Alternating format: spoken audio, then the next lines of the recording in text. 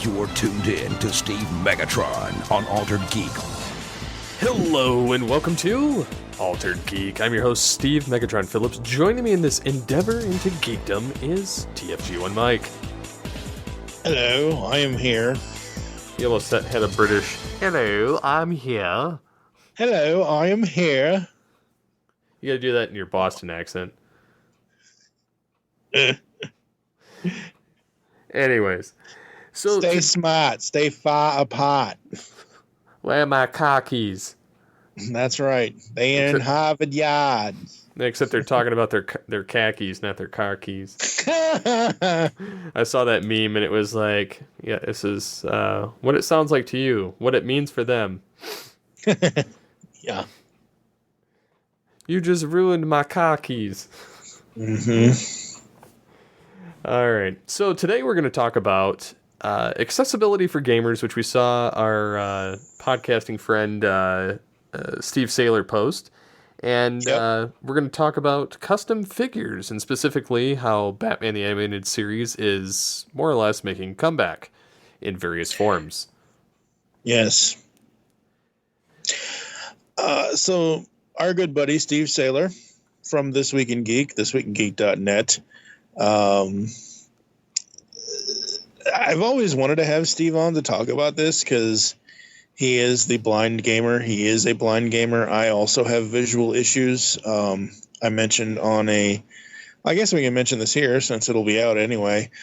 We have launched a new show called Studio 2009. You and I have, and we'll talk about that at the end of the podcast. But the point is, on there, I mentioned my visual issues, or on the episode of the Pullbag, I don't know, whatever.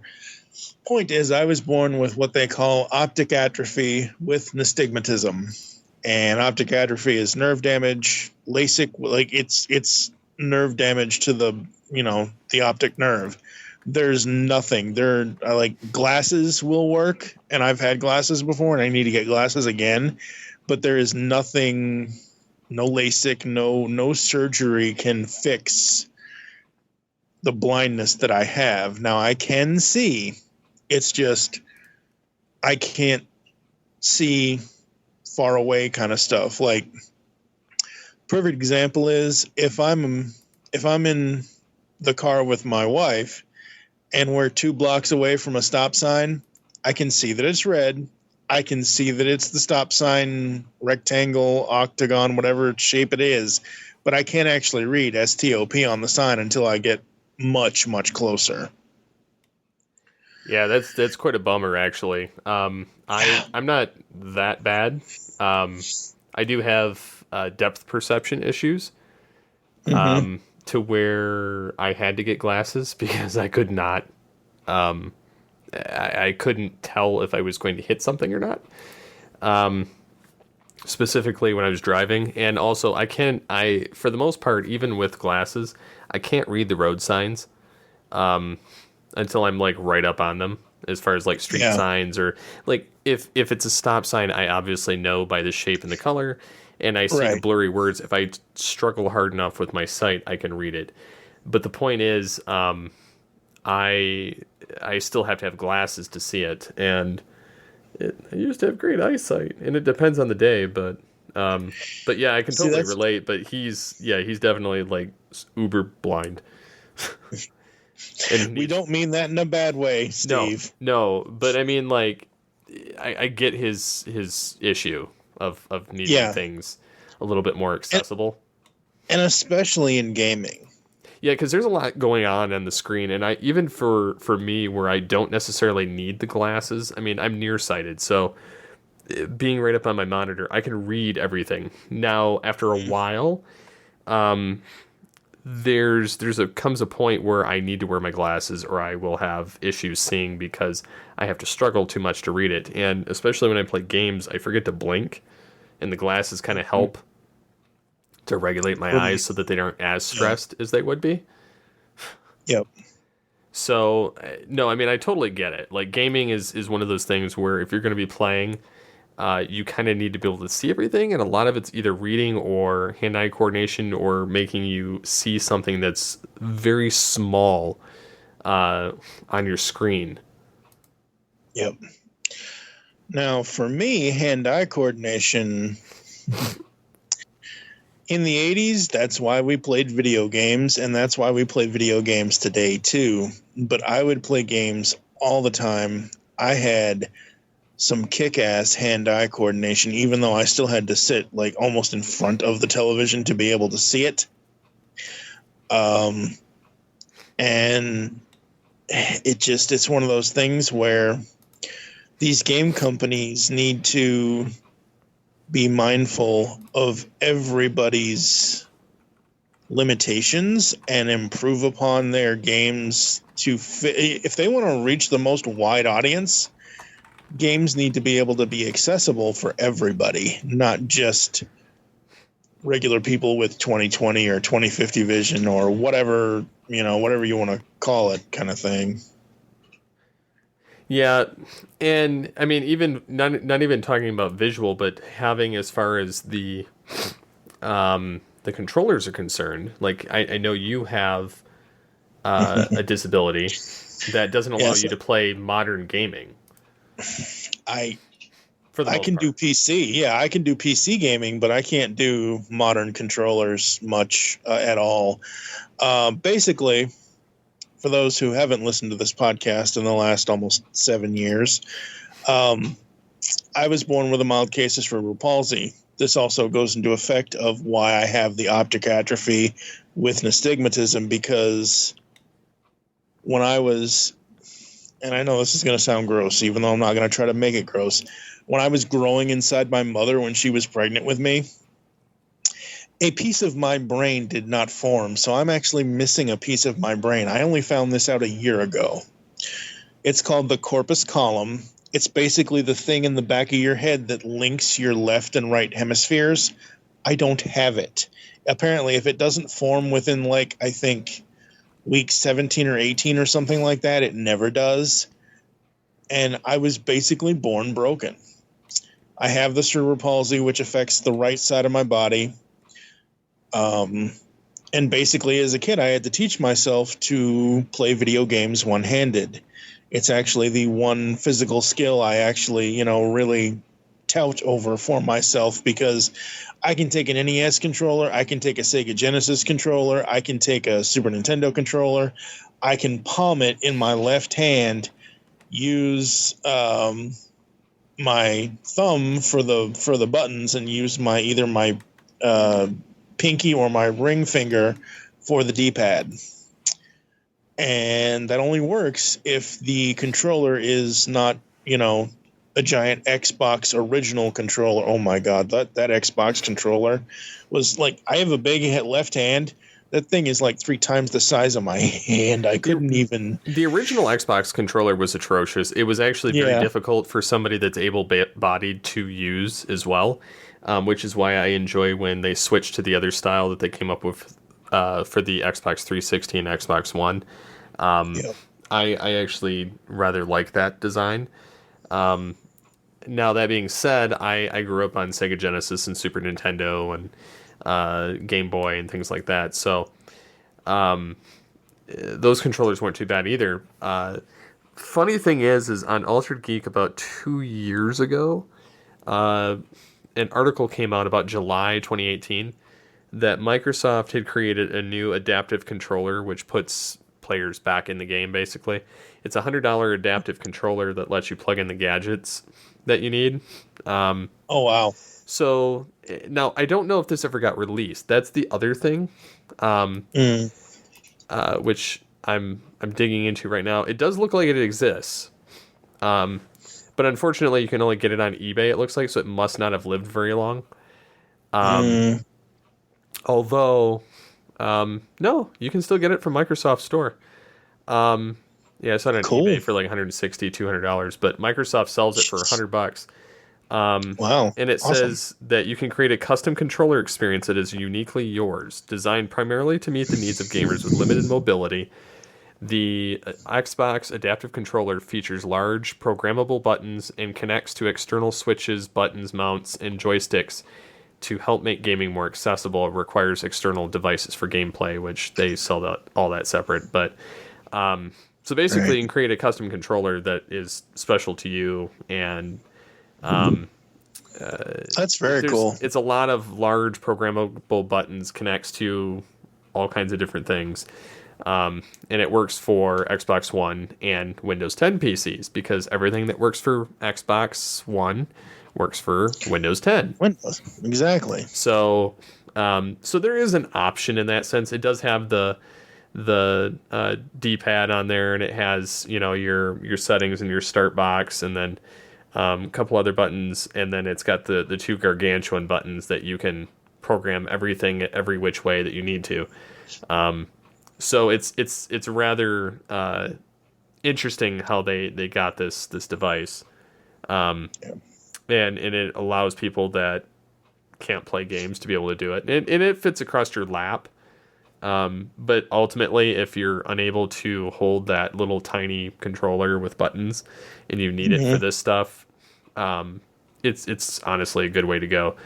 But no, I thought that bringing this up, we should bring that up. So basically what Steve is trying to do, and he actually made all over the internet, like Vice.com and things, which is awesome to bring attention to that. He says, when I started, I thought being blind was just my niche, differentiating myself from other gaming channels. At first, my channel was just about how I sucked at video games. That was the comedy of it. But he was invited to a conference by Ubisoft and was on a panel with other people talking about it. And then he says he realized that he wasn't that he sucked at games, it was the game sucked for me. Right. And he said that, so he kind of gives entertaining and educational looks into the world of visual impairment, and, you know, kind of has it more or less as a jumping off point for the bigger talk on it. And he's not wrong. I mean, games are pretty much made for, like, even me, I'm not, like, my hands, I have, like, these intense pain in my hands from time to time, and it makes it very difficult for me to even play a game for very long. Like, I can't anything more than, like, 45 minutes on a controller, and my hands are just dying. And so, like, I think I have, like, some kind of a chronic, like, arthritis or something in my hands, and it's not really a disability. It's just, I mean, it kind of turns into one, but it's not inherently one that I had. So I kind of get where, you know, how older consoles were, you know, a little bit easier, despite the fact that they weren't disabled friendly. Right. Yeah, exactly. But yeah, he says he's got the involuntary eye movement, which makes it hard for his eyes to focus. Which he has the glasses to help with that. But yeah, I mean, I totally resonate with that. I mean, even though I don't suffer physically from it, I can definitely see where bringing awareness to it to allow people to even be able to get in that entry of it is a good idea. Absolutely. So what are some of your thoughts on it? I mean, yeah, like, you know, you were saying about the you know, your eyes, and how he was saying about his with what he has to do. For me, I have, because of the, I don't know if it's because of the optic atrophy or what it's because of, but my eyes, I don't actually see them doing this, but if you look at me close enough, my eyeballs will just be shaking all over the place. And for me, I have total center vision with my right eye. My right eye is my dominant eye. My left eye, I have like maybe 0.5% center vision. It's all peripheral. So if I'm standing here in my room looking at the wall, that's what my right eye sees. My left eye can move all the way over to the left. I can see my nightstand, what I have on my nightstand, and my closet without actually turning my head to the left. The problem with my right eye having it be the dominant eye is I have zero peripheral. Like, I have to actually turn my head to the right to be able to see stuff on my right side because I have no peripheral vision in that. It's so weird, and I'm glad that Steve Saylor is talking about this stuff, because everybody has something. Everybody, whether it's blindness, whether it's whatever, I'm glad he's bringing awareness to this. I hope it keeps up. I hope he can spread his message as far as and wide as possible, because game companies need to know this. Not just Nintendo, Sega, PlayStation, Microsoft, but like the game developers need to know this. So that way they can still work on the awesome games that they want to create, but also incorporate things for visually impaired people.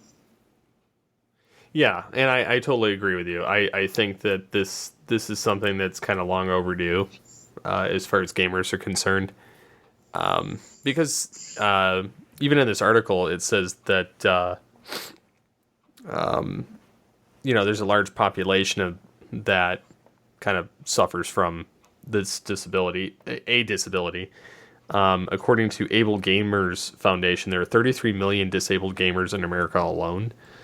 So I mean, by him bringing, the notice to it, and there usually are a few people that do things like this. It's still nice to see it. Right. Just as a goodwill thing, even. But you can find out more absolutely. about their charity, ablegamers.org, if you're looking for more information on that. And they use the hashtag so everyone can game. Absolutely. So, speaking of things that kind of traverse into the gaming field and kind of fitting into custom capabilities for people, Batman the Animated Series is kind of making its own comeback in not only comic form, but there's a person online that's been making custom figures using the animated series to make some of the other Batman properties, such as the 1989 movie and Returns. Yes, this is from Zilu 1984. If I'm saying that Instagram name wrong, I am sorry. He doesn't just make, it isn't just the animated series figures. That's mainly what it is, but basically he's doing them in the style of 89, and they look really, really cool. Very, very cool, actually. You look at the Batman and Joker one. He basically has the Batman 89 Batman logo, and then at the bottom it has the animated series part of it. And Joker's face looks just like Mark Hamill, but he's dressed as Jack Nicholson's character. Same thing with Batman. Looks like the Kevin Conroy Batman, except it's in the black 89 suit. So it's very, very cool. I think all of these look really, really interesting. He actually does a before and after shot on Instagram of what the Catwoman BTAS figure looks like. So her gray with the black gloves and all of that, and he turns that into the Michelle Pfeiffer version. He did Nightwing and Batgirl from Batman and Robin. Well, what's funny is he uses the figures that are the 20th anniversary ones. Mm-hmm. Or whatever the DC Collectibles ones are, where they're fully detailed. And he actually redid quite a few different people. He's done Poison Ivy, totally did a head swap. Mm-hmm. Recreation with the better hair, with the color accuracy, and the face is color accurate.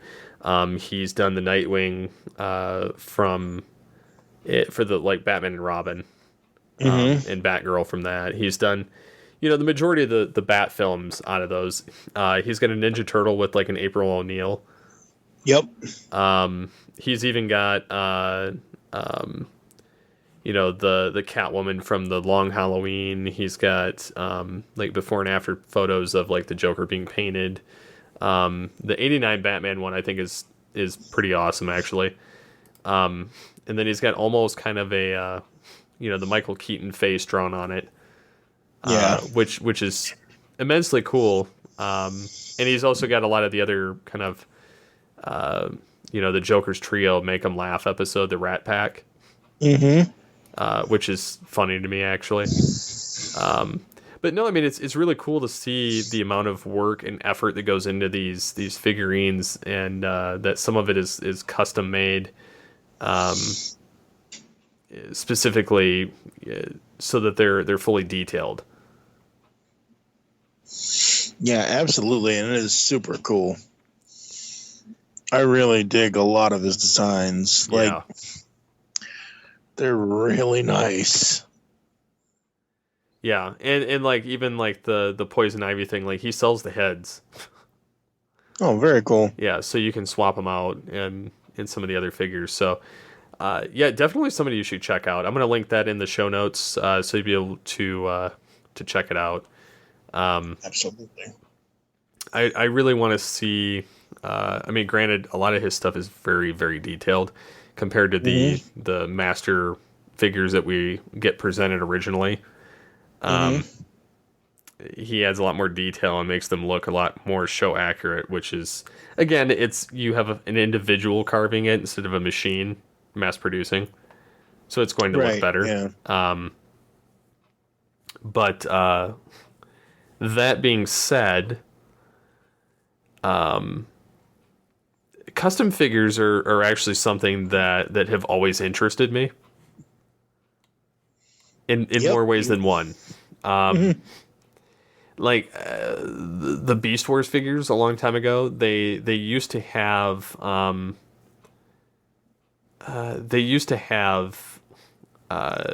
was on Unicron.com. They had this thing called alterations for Transformers figures, and I used to look at them because people would remake, and I don't know if they still have this section. I'll have to check. But they used to have all of these Transformers on there that people would custom rebuild, such as like Beast Wars Megatron from Beast Wars, and he's the dragon. They completely rebuilt him so that the wings are accurate, and so that you could actually make him so he could wrap up and turn into the Beast Machines version. Oh, wow. Very cool. Yeah, and I always wanted to duplicate that, but I was never good enough at it. And they made Optimal Megatron on there, and repainted Rampage, and done a lot of these other custom jobs to the figures. And so I was always trying to duplicate some of it, and I never got that good enough to do it. But I always enjoyed it. I actually did, during the original years of Geekcast Radio, we did a pull bag where I made a custom Batman Beyond Return of the Joker figure. Which I still have, because I did try and sell it on eBay at one point, but nobody bought it. And I was like, it's probably because it's custom and nobody wants custom. They want the actual. But I took a Nightwing figure, sanded down the Nightwing crest on the chest, and after smoothing it out, I popped the head and replaced it with one of those the Joker figures that they made from Justice League Unlimited. Yeah. And I swapped out the head, and then I shaved down the hair and then painted it over, and it looks like Batman Beyond Joker, which was a lot of fun to do. Yeah, it was. I remember you doing that. Very cool. Yep. And so like now I got bored a couple weeks ago, and I rebuilt I took an old Hot Wheel Matchbox car, and I repainted it to look like my old 80s truck. Which I did a surprisingly good job at it. There's some aspects where I could be nitpicky on the paint, because not only is my hand not very steady, but I didn't have the right shaped bristle to do some of the finer details. But I basically, because they don't make the 89 S15 GMC vehicle, right. So I I bought a Hot Wheel car and a Johnny Lightning car, which actually that one's more accurate, but I bought them of the 91 GMC Sonoma Cyclone, and it looks pretty close, but there's some aspects that are different. The boys actually had a late 80s, early 90s Dodge Dakota Matchbox car. And the paint was flaking. It was red. It had like the rally package thing in the back where it's got like the roll bar things in the bed of the truck that have the lights on the top over the cab. I cut those out and then I repainted the whole thing to look like my truck, and it actually, surprisingly, it has the boxy feel that I was looking for. It has the stuck out bumpers, and then it actually has like shocks in this thing, which was surprising because none of the Hot Wheels have shocks in them. And this was like before Hot Wheels owned Matchbox. So wow. I had a lot of fun painting this thing, and then I was able to push it down. It looks good now. I still want to write the words GMC where they're supposed to go, but I can't get my hand steady enough to write it with a paintbrush without having to repaint the black. So I just don't. But I subtly hinted it at Hot Wheels on Twitter. I was like, hey, look what I made. I'm like, I think you should make a GMC S15 and make it look like this. And then I posted a picture of my truck with it, but they liked it. If they ever do, great, but I doubt it. I was like purposely, hey, let's see if this happens, you know? Yeah, exactly. You don't know if you don't ask, and maybe it'll put a thought. Exactly. Like, maybe we should make the 89 S15. Yep. But yeah, so customizing figures from time to time or customizing toys is something I rather enjoy. Yeah, I wish I had that level of talent. I don't. I'm not talented. I just, because in all honesty, they look like hot garbage when you're up close. But the Hot Wheel car I was somewhat impressed. The Joker, I kind of botched part of the face because I had to repaint a decent chunk of it to make it kind of uniform with the Return of the Joker aesthetic. So. But I guess I wonder, and this is kind of a question for the listeners on this. Do you, question one, do you suffer from any accessibility issues for gaming? And if you do, let us know what it is, so we can bring that up on the next episode. And then as far as as far as custom figures are concerned, have you ever bought custom figures or made your own custom figures? I would be interested to know that, and if you have to send us some pictures because I would be very interested in seeing what level of complexity you've managed to tackle. Yes, that would be very cool to know. I have not bought any custom figures. I don't know. I have this problem now where... Problem? Yes, problem. Where I'm kind of over the whole toy thing, except for one piece of it, only because they're easy to collect, and I don't have to catch them all, but I like catching the ones that I like from the franchises that I like, and I don't know, like regular action figures take up too much room. And if you have too many of these things, they take up too much room as well. However, I just can't get away from Funkos. The level of detail that these artists put into them, the level of detail any artist puts into any toy, I absolutely appreciate. But I have never, you take TV's Mr. Neil's cell shaded illustration of me, and you take it to Hasbro or whoever, sure, I'd love to have a custom figure of myself, but I've never actually wanted a custom figure of, say, like your Batman Beyond Return of the Joker. Because I'm just, I can watch the movie. I don't know. Like, I understand why people want them and like them and enjoy them, and that's great. There's a lot of customizers out there that I love and respect. It's just, it's not one of those things for me, I guess. I still appreciate it, I though. totally get it, though. Yeah. And besides, if you watch that one Big Bang Theory episode, customization for yourself is very expensive. Oh, yeah. Yeah, totally. $500 for little 5-inch figures of yourselves? But it's the Star Trek Mego style. I don't care. Yeah, I wouldn't pay that. But... yeah. Yeah. I'm not going to lie. If I could find a way to make custom action figures of myself, I probably would. I know that it's possible. I don't know if I want to tackle it. But yeah, I mean, I would be interested in seeing if anybody's actually done any of this, and if they can send an email feedback at geekcastradio.com or just leave it on the social media for either Geekcast Radio or Altered Geek. That would be awesome, because I would love to see it. Yeah, absolutely. And how it came out.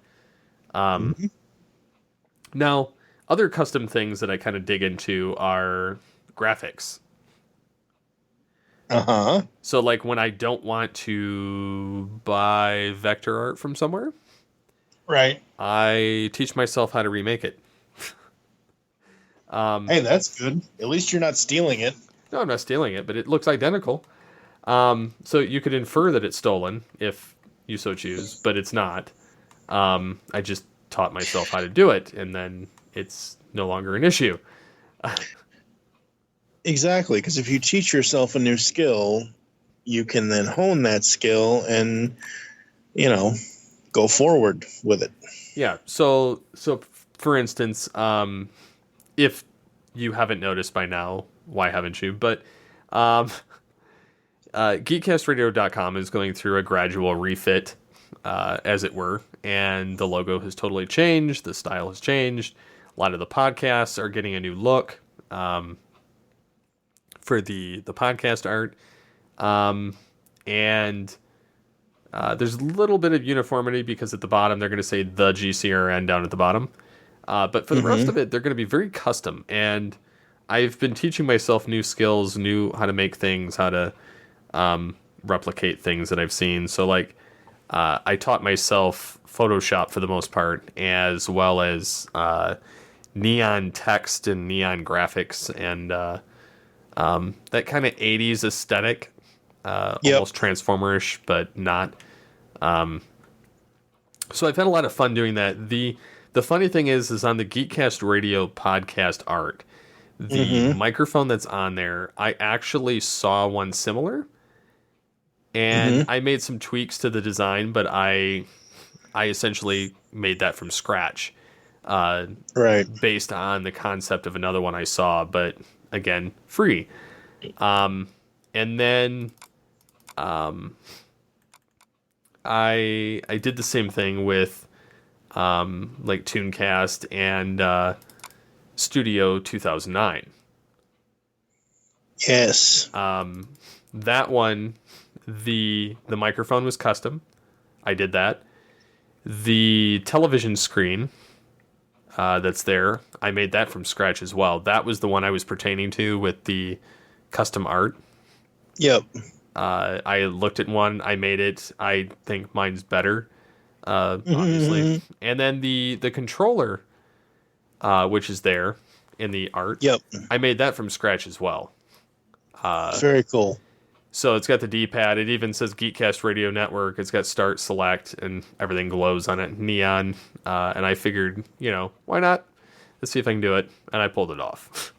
That's so very I was cool, like, I surprised myself. Not to sound conceited or anything, but it was. Hey, it was you know what? It is an accomplishment because, again, the 11, 12, 13 years you've been doing this, you've grown each time with the graphics you're doing now compared to the graphics you were doing in like year 2 or year 3 of the network. Totally different.